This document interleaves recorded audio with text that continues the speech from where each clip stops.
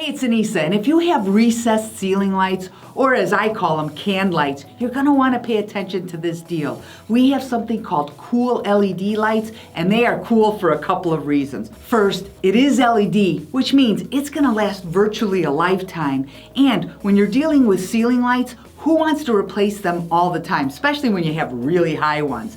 And it's equivalent of a 75-watt bulb, so it's very bright, but it's a warm white bulb, so it's just a beautiful glow. But what I really love is the look of this. I've never seen anything like it. It is a regular LED bulb, but this can eliminate the need for ever buying a recessed replacement kit and installing it.